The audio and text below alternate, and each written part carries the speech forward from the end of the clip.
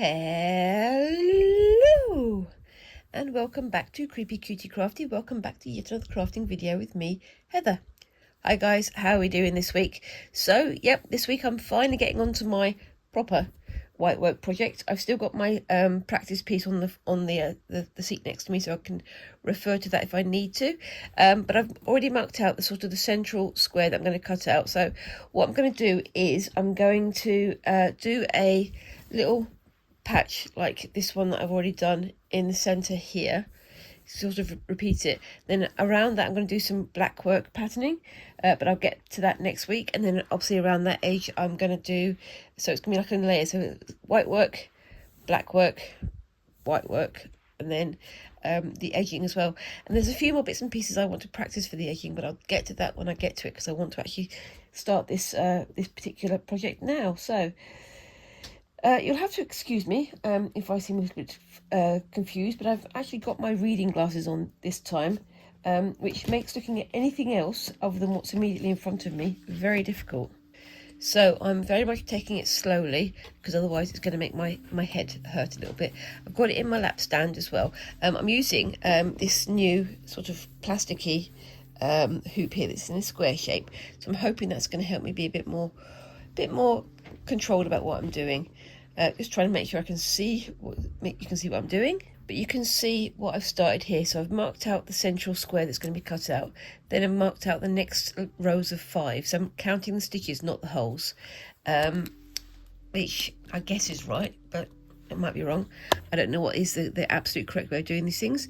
And so then I'm marking the next ones out, so this is going to be the next hole. So one there, Daisy, try not to bang the camera too much. One there, 1, 2, 3, 4 and 5, so it's to there, and this is going to be a cutout, so I'm going to mark all the way along, and then 1, 2, 3, 4 and 5, so that's to there. So 1, 2, 3, 4, 5, 1, 2, 3, 4, 5, 1, 2, 3, 4, 5, 1, 2, 3, 4 and 5. So yeah, I've got my big piece of hardanger fabric, which is now all tied up and ready to go. I sort of folded it in half and folded it in quarters to find the center. I'm not worrying about it being exactly a square, because I know that there's going to be some fraying and bits and pieces, but I'm just going to work out from the center and see how I work from there on. It's a bit sort of flying by the seat of my pants type work, but I think it's going to go okay, but we'll see. Right, so the problem is I've got this light up here, so that light means that anything I put on here casts it into shade, but there's nowhere else to put it at the moment, so I'm having to work around it. So 1, 2, 3, 4 and 5 all the way across. 1, 2, 3, 4 and 5, and then 1, 2, 3, 4 and 5, so that goes all the way to there, and that's another square that's going to be cut out. I'm taking this a lot more slowly this time, as you can probably tell, just because I want to make sure I get it all right. 1, 2, 3, 4 and 5, 1, 2, 3, 4 and 5, 1, 2, 3, 4, 5. There we go. So yeah, I've got my reading glasses on because I'm going to be doing this very teeny tiny work. I'm hoping my eyes won't give out on me in the middle of doing this, because they have a habit of doing that at the moment. Hold on, that doesn't look quite right. 1, 2, 3, 4 and 5. 1, 2, 3, 4 and 5. That's fine. I don't know why it's looking weird for me. Anyway, and then on this side do the same. Try and get my pen around this way. So 1, 2, 3, 4 and 5. 1, 2, 3, 4 and 5. 1, 2, 3, 4 and 5. Then there. And that's the start off. So, of course, this is my heat erasable pen, so once I've worked out what I'm doing, I will be able to take it all out again. And then, what do I need to do next? Okay, so I need to do my stitches going around the outside of these edges here, so I'll start that, and we'll see how we go. So, get my thread. And I'm going to do another layer around the outside of here as well, because I want to double it up. So I'm going to start from the inside and work my way out. Again, that may not be the correct way, but I'm sure that nobody minds me being not absolutely a purist, because I am learning. And that is literally all I can do. I'm actually thinking of maybe doing this layer, and then doing something else like the eyelets going around the outside, and then doing another layer of the hardanger style stitching. I don't know yet. I sort of kind of have a plan for this one, but it's a sort of kind of plan, not a absolutely definitely I know exactly what I'm doing kind of plan, because that would be asking too much of me. I think my tiny brain can't cope with too much. Anyway, I hope you guys are all having a good week. I hope you're having a good week, and I hope things just keep getting better. Every week I sort of start talking about things that are possibly in the news, and then I go, I don't really want to talk about that, because I know that for a lot of people, slow stitching is their escape from that kind of thing. So I don't really like to talk about it overly much, because I don't think that people are here for that kind of talk. But yeah, I mean, there is a lot going on, and I could talk about it, but I feel like right now, not escapism, but not thinking about things that are happening too much is the key, because yeah, it's a mad world, and I think for now, stitching and enjoying lovely things like this is kind of good for mental health situations. As somebody who's suffered with mental health issues, it's very easy to get into the whole doom scrolling thing, isn't it? And wind up going, well, the world's falling apart, so yeah, that's where we are now. But you've got to try and look at the positives as well, because there are a lot of good people out there, as well as the not so good people, and it's worth focusing on them and bringing them into the light, rather than the people who are not necessarily working for everybody's benefit. So I mean, there's lots of good news stories out there, and definitely they need to be shared more. So yeah, and I hope everybody's staying safe. Again, I hope everybody's staying safe. It's an odd world at the moment, but I won't be talking about that too long. I keep doing this, don't I? I say I won't be talking about that, and then I do talk about that. It's an odd one. Right, so 1, 2, 3, 4 and 5 to there. I'm trying to do this as accurately as I can, and I've worked out that I'm counting it by the stitches, not by the holes, which is one of the things that caught me a cropper when I was doing my practice piece. So I'm counting it by stitches. The good thing about this hardanger fabric is it kind of like Ida fabric or Ada fabric, very good for counted thread stitches. Obviously doing it on lower counts of linen or cotton is also doable, but it's good practice. It's a good training ground to get my head around what I'm doing. And I'm sort of trying to double up the stitches now because I want to try and get it nice and what's the word?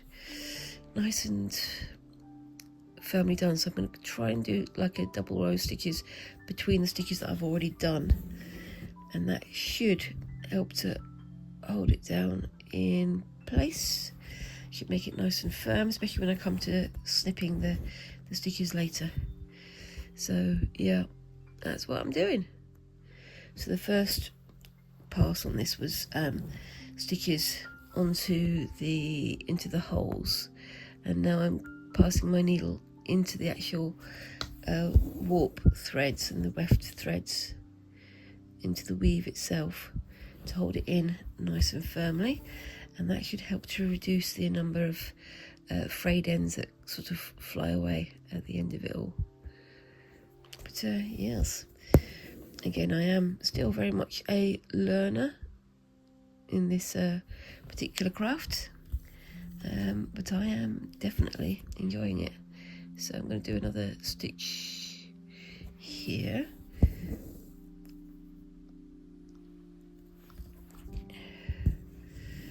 Has that gone on the diagonal?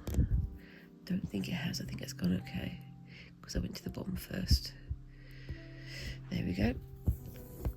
What I don't want to do is get these stitches all down in place, come to the cutting, and then cut through the cluster blocks. Again, I remind you, this is a hard Angus style, and these blocks of stitches here, they're called cluster blocks. Why they're called cluster blocks, I have not yet been able to find out, but I'm sure I will be able to find that out in a bit if I go and research, or if you guys want to tell me down in the comments. I'd also love to hear from you down there. But yeah, it's going to be a busy time in the next few weeks because it's springtime, so things are starting to sort of come back to life. So we're going to start working in the garden again. I think we're going to sort of try and grow some more of our own veg this year, because why not? If anybody's out there who does their own gardening, you'll know that the veg you grow in your garden yourself always turns out so much better, so much fresher, so much nicer, more flavour and things than what you get in the supermarket. That's not to be, judgy and saying, you shouldn't be, eating food from the supermarket. That's absolutely not what I'm saying. It's personal taste at the end of the day, and my personal taste is I like to have fresh fruit and vegetable from the garden. I am definitely still on the catch up though with my garden because it is a mess. 1, 2, 3, 4 and 5. So in there, that's good. So that looks nice and even. I may have overstitched that one, but I don't mind that too much. I can live with it. There we go.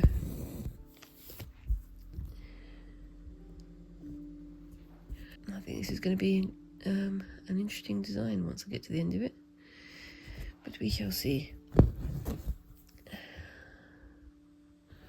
I'm looking to find out what kind of things I can do with black work in this project, but we'll see how that goes, because I do like, again, this hard hanger fabric is very, very good for counted stitch style embroidery and decorative embroidery. So black work using counted threads, absolutely perfect for this. So it'll be interesting to see how they play together. And I am going to be bringing in my slightly more decorative thread for this as well, so that'll be fun, and see how that turns out. So I'm just going to go to here, and let's see how we go with this one. So 1, 2, 3, 4 and 5. Is that right? Let's check. 1, 2, 3, 4 and 5 should be there. Nope, that's too far over. To there, is that right?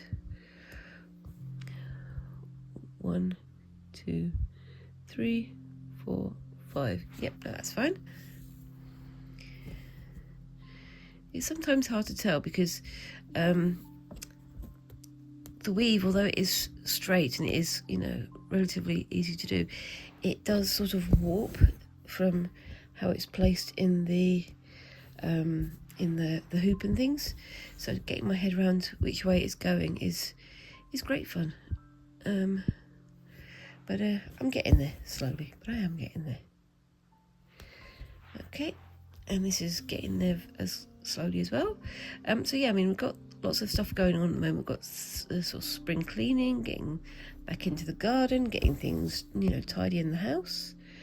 And as you know, on Thursday this week, I am going to go to the Creative Craft Show. Now, I am going to be going with my my mishmash bag. If you look back through my history, you'll see what I'm talking about. It's my sort of crazy quilted bag that I always take to things like the Creative Craft Show, just because I like to show off what I've made, I suppose. It's nice to, it's sort of signalling to other people, look, I'm a maker as well. And then, you know, you can get other people coming up and talking about it. Oh, what kind of stitch is that? What kind of this and that and the other is that? How long did it take you? That kind of thing. And then you get talking, don't you? You start to meet people from your tribe. But this time, I'm going to be going with an extra secret weapon. So over the last few days, I've been making these. So these are like little cards from the lady with the bag. And on the back I've said, oops, hi, I'm Heather. Come and find me at Creepy Cutie Crafty on YouTube, Facebook and Instagram. And I've stitched on a little button, so I've got like a variety of buttons. And if you see me and you see my bag and you say, ooh, that's an interesting bag, or, you know, what load of nonsense, whatever, I'll be giving you one of those cards so you can, you know, come and find me online. It's a lot easier than trying to remember these things, isn't it? But I think that should be fun, because I mean, the ideas come from, well, if you go to cons like Comic-Con or other meetups like that, quite often folk have like little organza bags with like some sweets in them, or maybe some like beaded charms or things of that nature. And so you'll find them all over the place at the cons, and they also have like little cards and they say, hi, come and find me at blah blah blah, or come and chat to me on Facebook or Instagram, or sometimes Discord and things like that. And it, you know, it's a nice way of getting to know people, and lots of people do sort of like little charm swaps and like, you know, little treat swaps like that, and that's how they get to know even more of the community. So it's a fascinating little thing to do, and yeah, it's something that I think wouldn't go amiss in crafty circles as well. So I just figure, why not? I'll give it a go, see how people react. Some people may sort of say, I don't want this, but you know, that's their choice. That's absolutely their choice. But I think that as a crafty event, it's nice to have something crafty to give to people, isn't it? So yes. So yeah, if you come and say hi, come and say hi, and I'll get to know you, and then you can tell me about your Facebook pages or your channels or whatever. You can come and find me from there. But yeah, so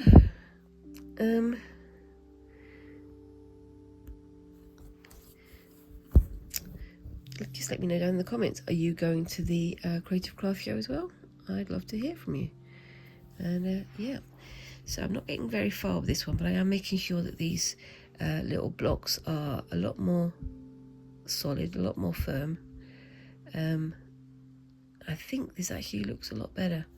So before I just did like a row of 5 stitches, but now I'm doing, well, several more stitches just to hold the whole thing in place, and I think it actually looks a lot more attractive like that.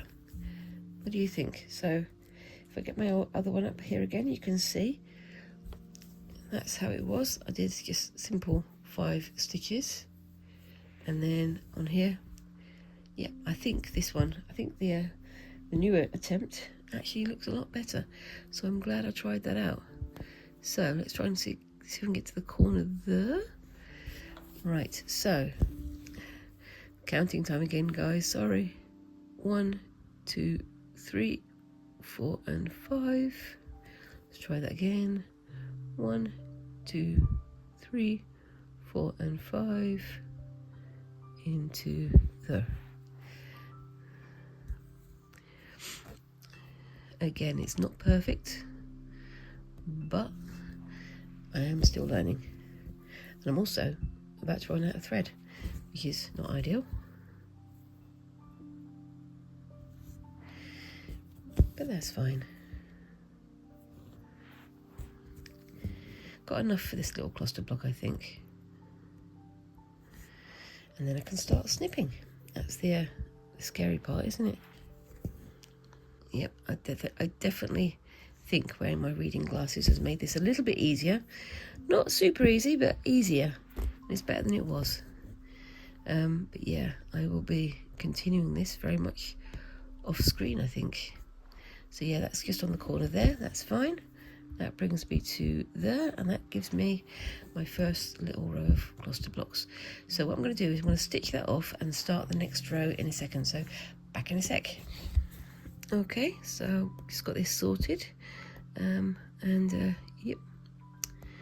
So if you can't see, what I'm doing is I'm stitching in there, going through where I'm going to be stitching over, so that these stitches on the back catch the end of the thread, and then I can snip off the knot once I'm done.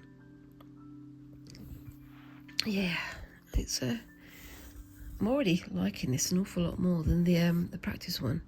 It's slower going, because obviously with the practice one I was just sort of throwing things at it and hoping for the best, but this one seems to be a lot more tidy and a lot more organised, and yes, let's just hope I can keep my hands steady when I come to the snipping. That's as I say, that's the scary bit. I'm going to try and get you into a better light. I have got my light on it, but it's not really shining very well. Excuse me 1 second. Is that a bit better? It is. I've had to make it a lot brighter. I definitely need to sort out my my light situation. Obviously I could go and work in the sunlight if it was summer, but that's a way off for us here in the UK. There are some sunny days, but they're also the coldest days, so it's a bit of a trade-off, isn't it, really? But yes. Anyway, so yeah, like I said, let me know if you're going to go to the Creative Craft Show, and be sure to come and say hi to the lady with the mad bag, because that will be me. I'm sure there's going to be other ladies out there and gentlemen as well with mad bags, but you know, I'm going to be bringing mine. Anyway, so what else have we got going on this month? Well, it is birthday month here in the Creepy Cootie Crafty household, because both me and Squinks have our birthdays in a couple of days. So let me just do this. 1, 2, 3, 4, 5. Up to 1, 2, 3, 4, 5. Up to there. My gosh, this does look a lot tidier than it was. I am really quite pleased with this. But yeah, no, me and Squinks both have our birthdays in the next couple of weeks. Yeah, I mean, as I've mentioned before, Squinks was born the day after my birthday. The day after my 35th birthday, in fact. And they are turning into a young lady. Young person. They're going to be 16 this year, so of course they think they're an adult now. And as we all know, it takes a lot more than just another turn around the moon for that to happen. But they are getting on well with their lives and their choices. They've sort of decided what they want to do for their A-levels and what they want to do for the future.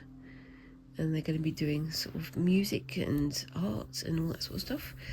And it's going to be a big sort of momentous time in their life. So everything's going to be changed.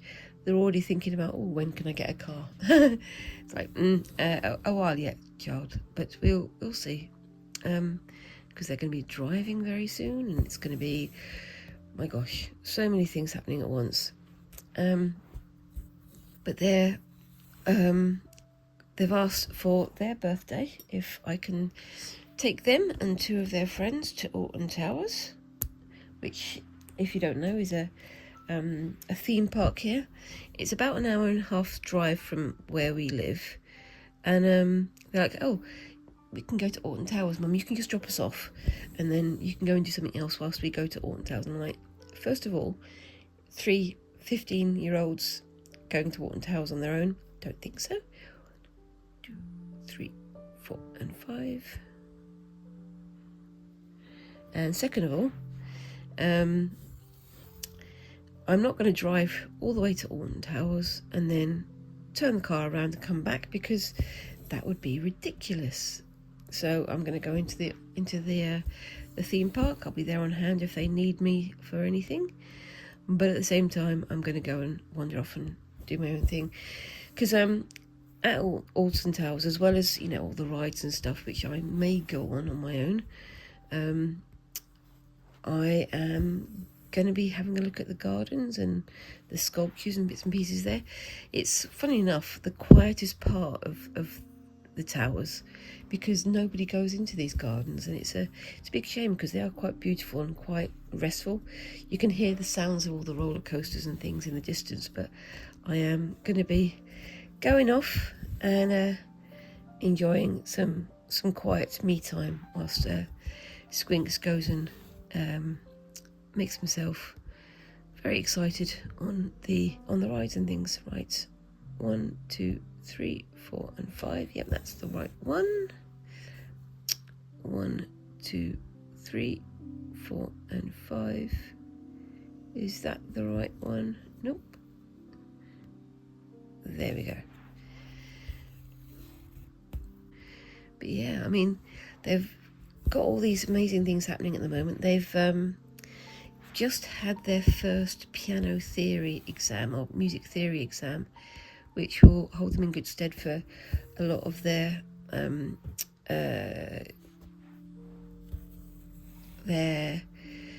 musical studies later in life. And they got a distinction for it. So I think they got 71 marks out of 75. So I think that's really well done, and shows that they've got quite an aptitude for it, which I'm very glad for, because that's what they want to do with their life. And they're very much developing their knowledge and their interest in that particular field. So it's all go for them, and I'm very pleased for them to have found what they really like to do. Okay, so 1, 2, 3, 4. So it's not that one that I need to go through. Oopsie daisy. So I think what I need to do here is, rather than going in there, go in. Oops. So 1, 2, 3, 4 and 5. Yep, that'll do it. In there. So yeah, they're very pleased with themselves for having done that, and I'm very pleased with them as well. And it's things are going to be changing, and they're very much looking forward to doing their A-levels, and they're also very much looking forward to doing more sort of professional work. They're thinking of saving up for an iPad or something like that, which is going to be a long time of saving. So they're definitely looking for like a Saturday job or a weekend or an evening job to try and make some money, which is the next big thing as well. But it's all part of the learning process, isn't it? It's making sure that they know their way in the world and things, and just being there as a safety net if they ever need it. But they probably won't ever need it, which is kind of a weird thing for a mummy to be, to admit, I suppose. But yes, all right. So I think I'm going to go to there, and then 1, 2, 3, 4, and 5. Hold on. 1, 2, 3, 4, and 5. So into there. When I first take the stitch, it seems like it's too long, but then once I start to stitch it all down, these feel short to me. It's weird, isn't it? It's I suppose I'm not pulling them tight, I'm just pulling them, semi-firmly to get them into the right position. But although I'm going into the right holes, it seems like it pulls itself tight, or it pulls itself out of shape. It's an odd one. It's a bit of an odd craft anyway. It's lots of counting to create something that looks natural. It's very strange. Anyway, so I'm gonna just get to the end of this cluster block.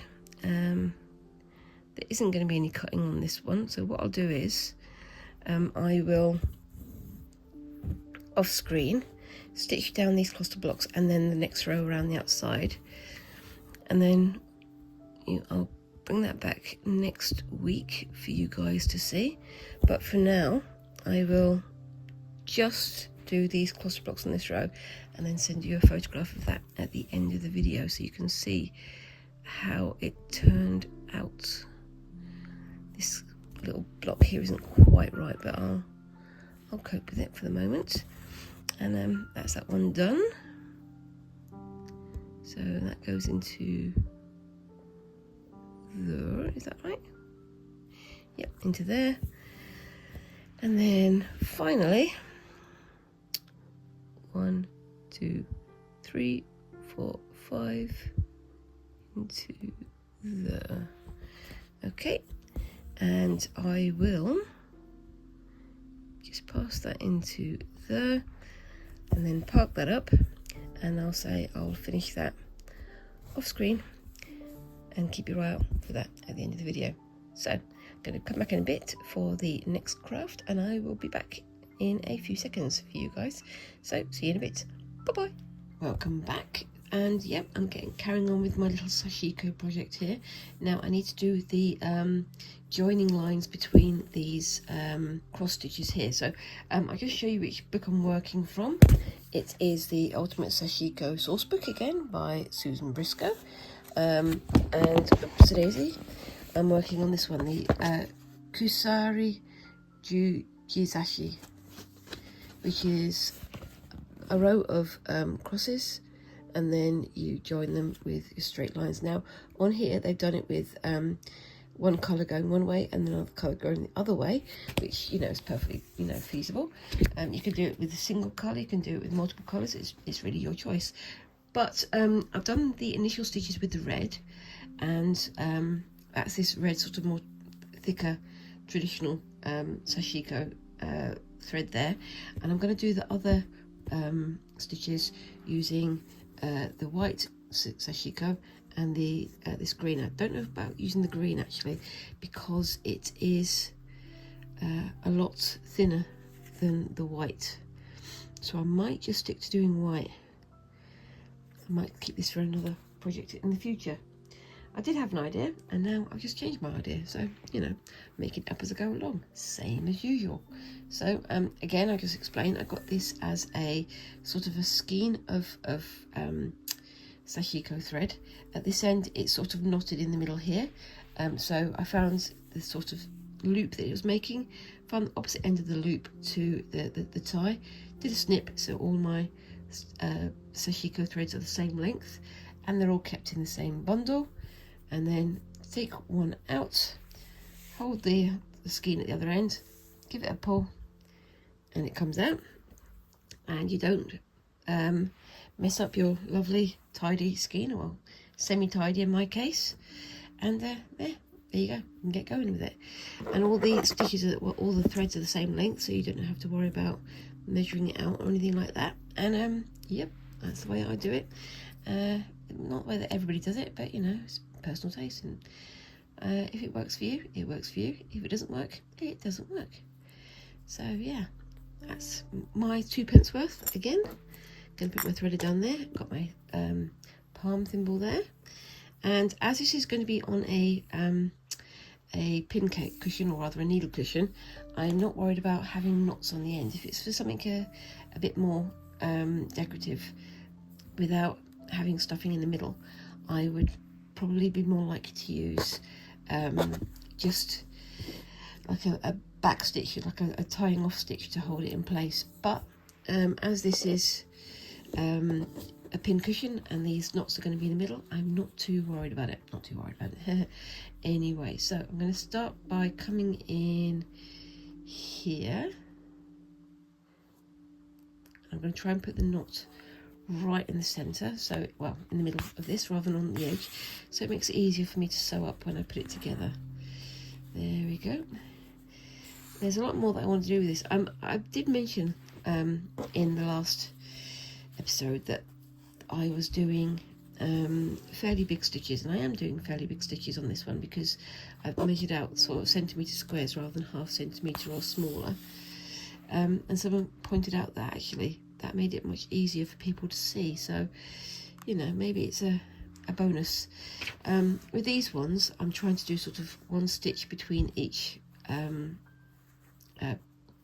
area, whereas on the larger patterns, if you've got like a swoop or something, you do sort of little stabs as you go along. Apparently that's where the name Sashiko comes from. It's called little stabs or mini stabs. It's because when you create the patterns, you're sewing in tiny stabs as you go on. So it's an interesting one, isn't it, really? It sounds like it would be a kind of a violent kind of craft, but no, it's a nice and calming, and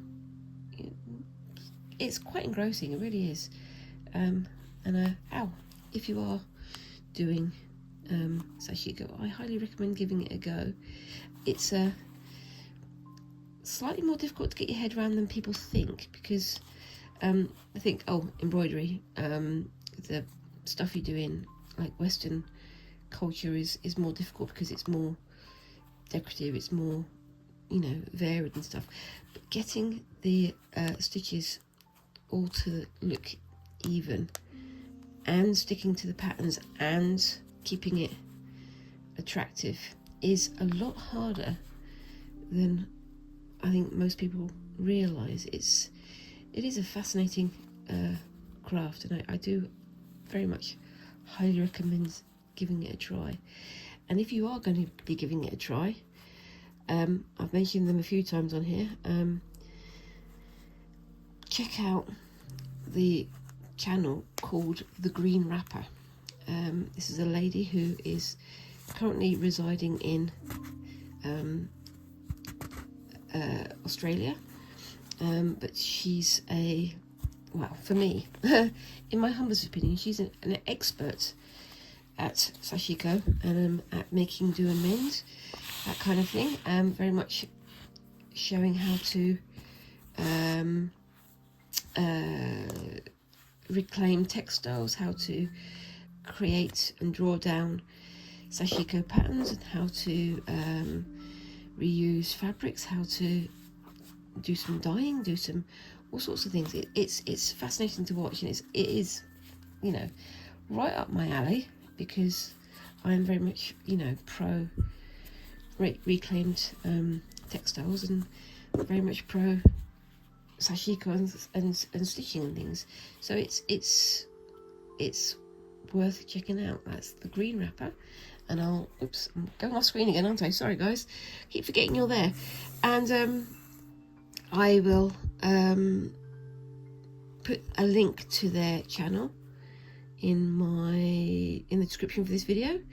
I've just got to remember to do that because I keep forgetting to do it. I didn't do it last week, which was very naughty of me, but I will put the link in this week. And they do a video every weekend, which is, generally speaking, always, well, it's always engrossing, but it's generally speaking, it's always about repairing clothes or reusing fabric from clothes, or how to, you know, do some natural dyeing, which is something that I haven't yet had a go at, but I definitely do want to have a go at. But yeah, I'm over egging the point, but definitely check them out. Oopsie daisy. And yep, putting my jeans, my old denim apart as I go. Like I say, these are from reclaimed jeans, and they are nice and soft, but also nice and textured because they've been worn for so long. I've got to pull this one back a little bit because you don't want it to be too tight. Hold on, let me see. So I found the back stitch on the back, pulling it back through, because you need it to have that little bit of looseness just there to make sure that it doesn't pull itself tight. That's the one thing you don't want to do, because then it will put itself out of shape. And then run your fingers along the thing, the stitch, and it, you know, you should hold it nice and firm. And this is going to be turned into a, I keep saying pin cushions, it's a needle cushion.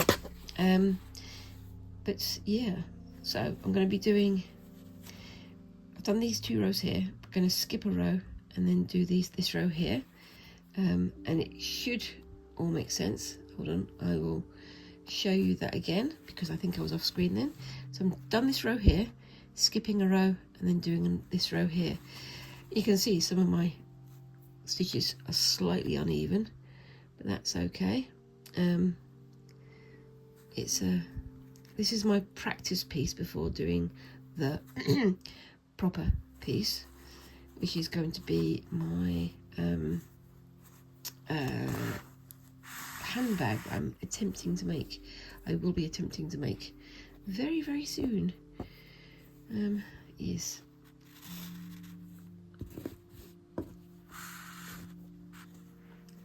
And somehow I've managed to pull that tight again. I will pull that back out again. Yep. It's a very mindful process, because you're having to think about so many things at once in small ways. Getting the pattern straight, getting keeping on the correct pattern, because it's very easy to sort of let your mind wander and wind up stitching the wrong row or stitching the wrong bit. Yeah, it's tricky, but at the same time it's simple, if that makes sense.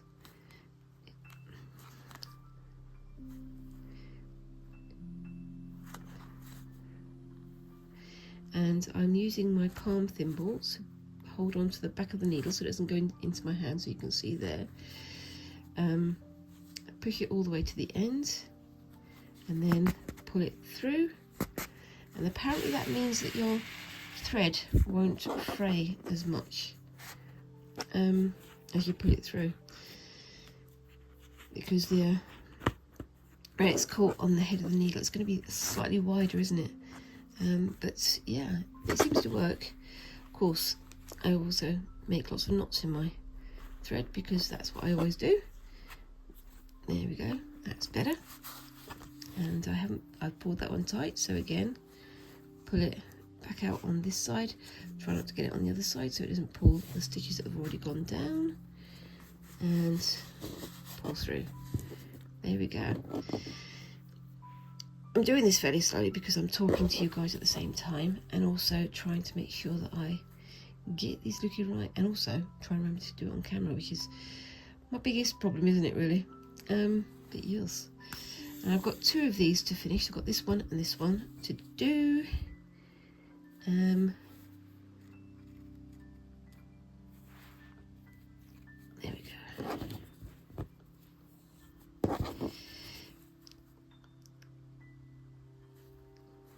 And like I say, I made the stitches quite big on this one because I wanted to get my brain back into making like this. There's one more mini project that I want to do before I get on to doing the handbag, but like I say, it should only be a week or two. This one is probably going to be finished this week as well, so I should be able to share the finished needle cushion with you on Friday. Now the reason why I'm saying needle cushion rather than pin cushion is because I want a cushion that will sharpen my needles as they're waiting for me to using them. And apparently the best way to do that is with walnut shells. Now I could go out and buy a load of walnuts and eat them, and then oopsie daisy, Moon, and then crush them all up and put them into my cushion. But if I do that, there's a good chance I'll give myself a stomach ache, and also I wouldn't get them quite the right consistency. So what I've done is I've gone to a quilting supply shop and bought some pre-crushed walnut shells, just like this. It's walnut shells, unscented, crushed walnut shells for pincushion filling, and like this. Warning, contains nut-shells. I know they have to put the warnings on there, but yeah. And yeah, this is how finely they've been crushed. I'm going to fill the pincushion with that, the needle cushion with that, and it will help keeping the needles nice and sharp. Years ago, when I was a jewellery designer and had my own little business doing that, one of the things I had was a what we call a tumble polisher. Now tumble polishers they're like glass jars on almost like a washing machine motor that sort of spun, and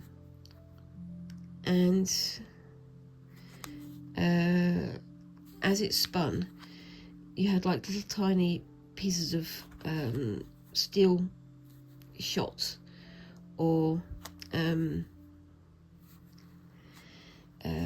like little rods or stones or things like that in it, and you put your piece of silver or gold or your piece of metal into it with some washing up liquid, and it would spin like a washing machine spins, and as it spins, it tumbles, so the things fall on top of the metal that you're polishing, which I did a few times, and it was quite good. You could get some like textures on the metal, on the jewellery that you're making, which was fascinating. But you could also use it to clean your tools, and you could use it to do all kinds of bits and pieces. And one of the things that I found a few years after I gave up making jewellery, sadly, was that there was like a little polishing thing. It was like a cup, and it sort of vibrated and span at the same time, and it was filled with walnut shells, and you put your gold or your silver or whatever, your finished piece of jewellery in there, and it would tumble and it would polish your jewellery. So you'd have to make sort of minimal effort to get your items looking really, really quite nice and shiny. It was very interesting. I never purchased one. I wanted to, but I thought it was so fascinating that people were sort of rediscovering things from previous sort of generations and how they were being used. And I know that in certain industries, you've got metal being used for the same thing. I like that just as it is. I do. What do you think, guys? I do like that, but it has to be finished, so I'm going to finish it. Right then, where do I go next? So just pull that through and I can go wherever I want to, really. So I think I'm gonna go to, see, I could go to there or I could go to there. It really makes no difference, but I'm flapping about it for no reason. I'm just going to go to the first one. I do have to catch up on these little cornery bits as well, because I've got the corner down here to finish as well. But that's fine. I can double back on myself and catch up. That'll be fine.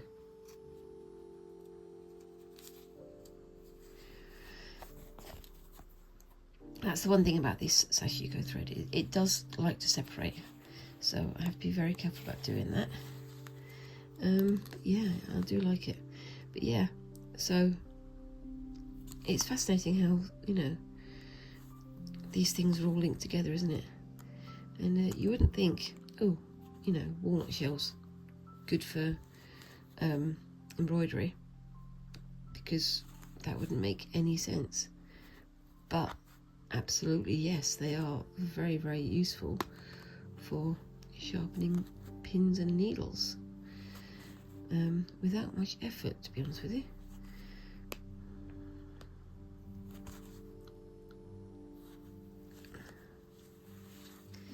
There we go, again pushing through with my palm thimble, and then grab the back of the cloth there and pull it on through.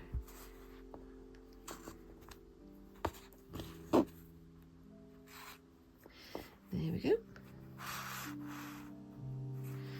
And that got a bit of loop there. Yep, that's got a bit of loop there. So what I'm going to do here is I'm going to do this row here, and then I'm going to go back and do the rest of it, because I want to sew into there. Did I pull that too tight? I did. I don't believe this. I've only used the one thread so far, so maybe I'll be able to do the whole thing with one thread. I don't know.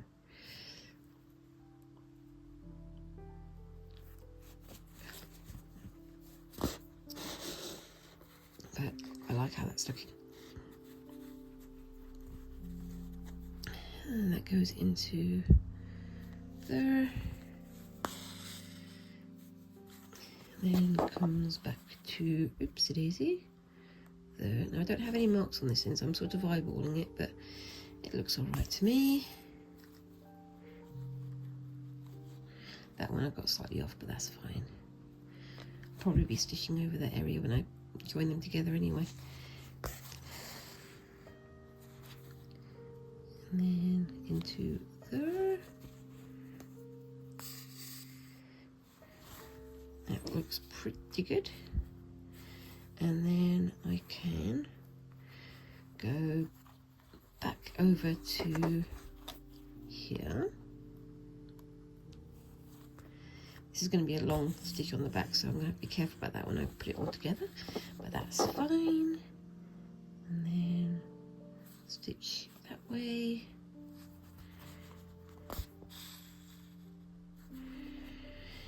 And on we go.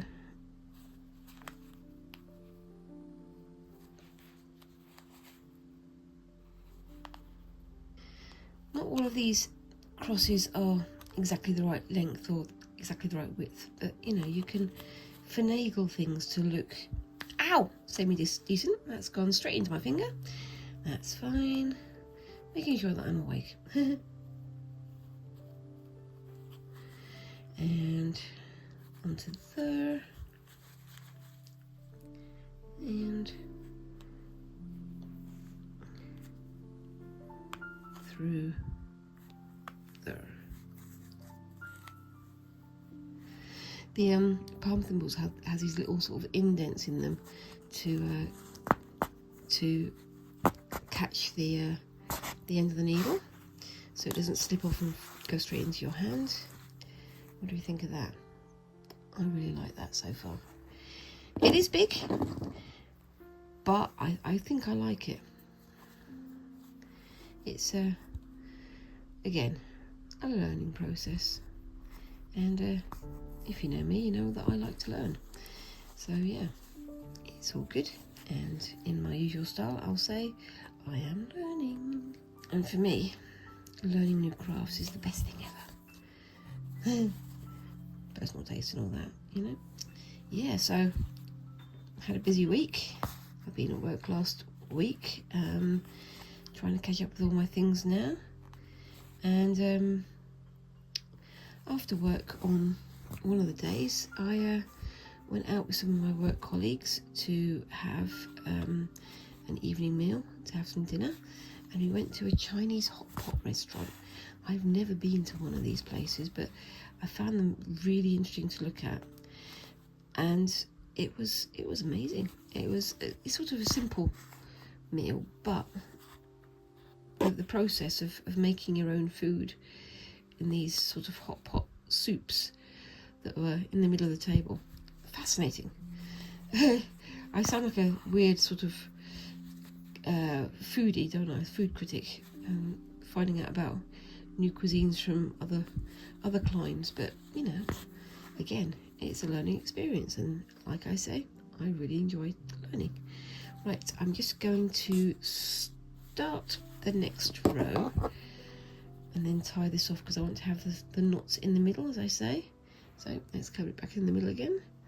So to there, and then just one stitch going to there,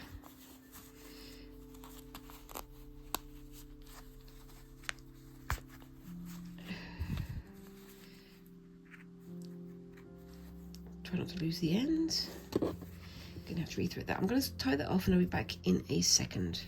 Okay, so I'm back. Yeah, I've got that all threaded up and sorted. Pull that through so there's a bit of a tail. What was I talking about? Hot pot. Yeah, so I've never had it before, and I definitely want to have it again. So it's interesting. I'm guessing that you guys out there are like, but I've had it all before. There is a dish here in the UK called hot pot, like Lancashire hot pot, which is nice, but this wasn't Lancashire hot pot. It's something very, very different. I'm going to keep saying hot pot because I'm probably going to make the microphone pop terribly every time I say it. But there we go. Oops. There we are. I do like the way this has come together. It's looking really surprisingly good. It's not super straight. I did measure things, and I did measure them semi-carefully, but when I come to the bigger projects, I probably will measure things a lot more carefully. But I'm just using this as a means to get my hand back in the game, I suppose. But yeah.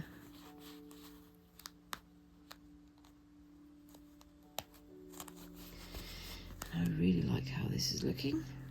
I was thinking maybe doing the other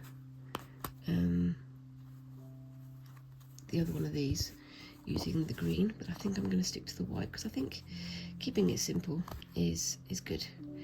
If I was doing a finer design, I think I would use the other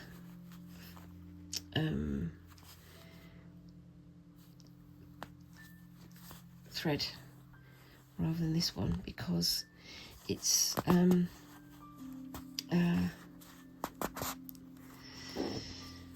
finer thread. As I say, this is a much thicker thread, and this is more sort of hard wearing, but it's more, I suppose, more traditional style. I suppose I'm not entirely sure if it is traditional style because it's not my tradition, but it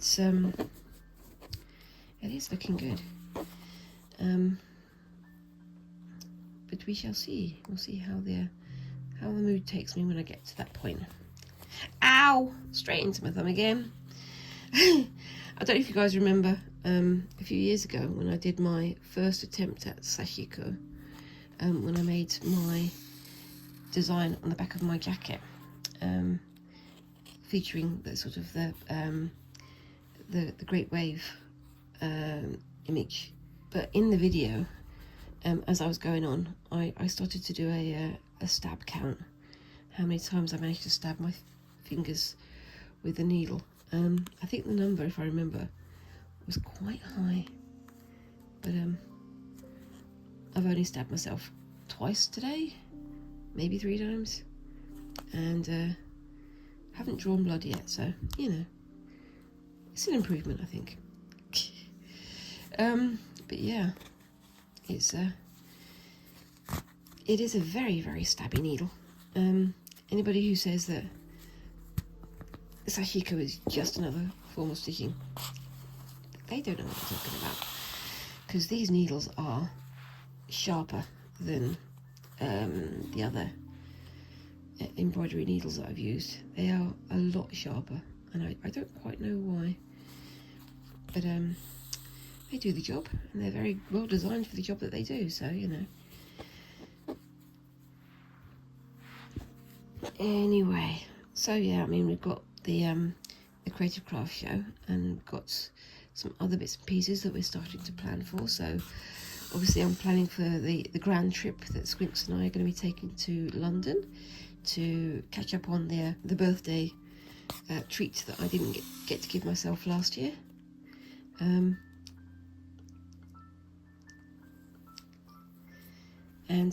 we're sort of trying to think of places that we want to go. I'm kind of keen on the idea of going to Hampton Court Palace, because I want to go and see the fabrics and the embroideries that they've got going on there. And I know that the Royal School of Needlework regularly does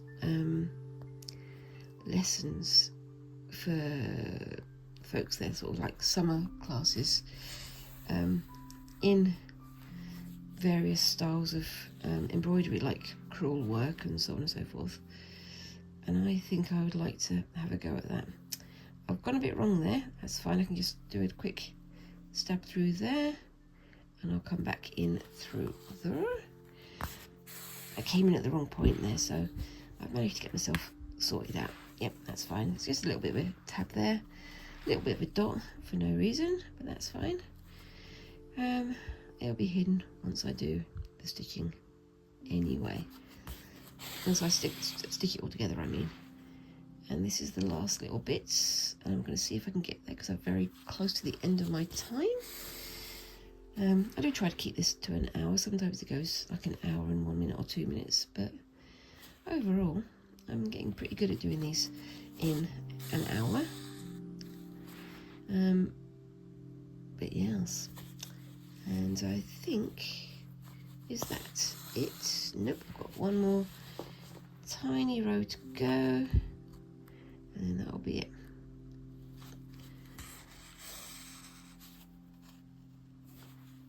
And that goes to there, and into there.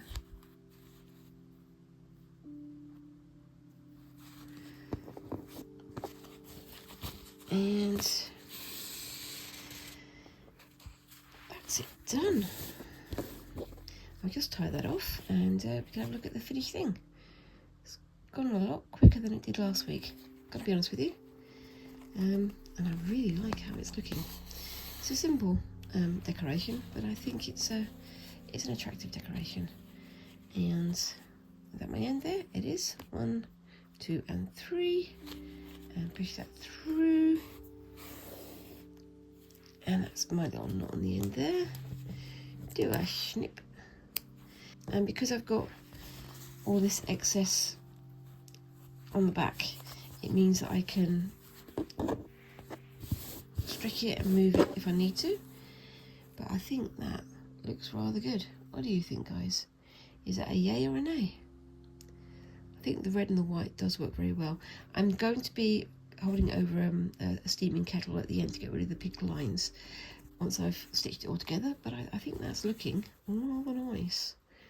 Let me know what you think of that down in the comments, and let me know what you think of my workbook project so far down in the comments. And yeah, whilst you're down there, please remember to like and subscribe and all those lovely little things that help a tiny channel like mine to grow. And I look forward to seeing you in the next video. Thank you very much again for watching, and bye bye.